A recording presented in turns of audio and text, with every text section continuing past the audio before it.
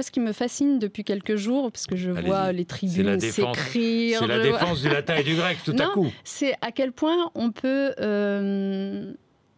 baigner dans la désinformation la plus complète. Mais la plus complète. Alors. Non, le latin et le grec ne disparaissent pas du collège. Au contraire, ils sont renforcés. Mais comment Pourquoi ils sont renforcés? Parce qu'aujourd'hui, le latin et le grec, vous l'avez dit vous-même, c'est une option. C'est une option. Que veut dire option? Ça veut dire que ça ne fait pas partie de la scolarité obligatoire, que les élèves qui veulent faire du latin et grec, c'est un choix qu'ils font en plus de leurs heures de scolarité. Donc en réalité que généralement ils ne font pas. Il n'y a que 20% des collégiens qui font aujourd'hui du latin et grec. Pourquoi? Parce que c'est aride de prendre des heures en plus, etc. Vous le savez bien.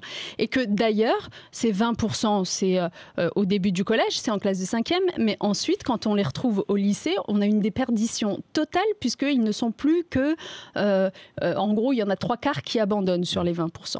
Donc, ça prouve bien que le système actuel, si on croit à la vertu du latin et du grec, est mauvais. Il ne concerne qu'un tout petit nombre d'élèves. Là, c'est dans le cadre de l'EPI qu'on enseignera le latin et le grec. Et parmi ce tout petit nombre d'élèves, la plupart abandonnent. La preuve que c'est quand même pas terrible. Donc, nous, qu'est-ce qu'on dit? On dit qu'on tient beaucoup au latin et au grec, qu'on a envie que ça concerne 100% des collégiens et pas 20%.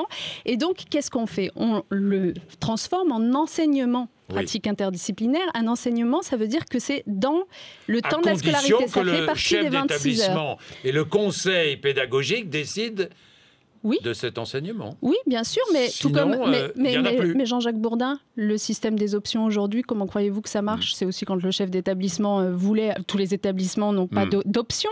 Sauf que demain, la différence entre l'option latin-grec telle qu'elle existe aujourd'hui et l'enseignement de latin-grec tel qu'il existera demain, c'est que demain, chaque établissement aura, sur une palette de 8 enseignements pratiques interdisciplinaires, l'obligation d'en faire au moins 6.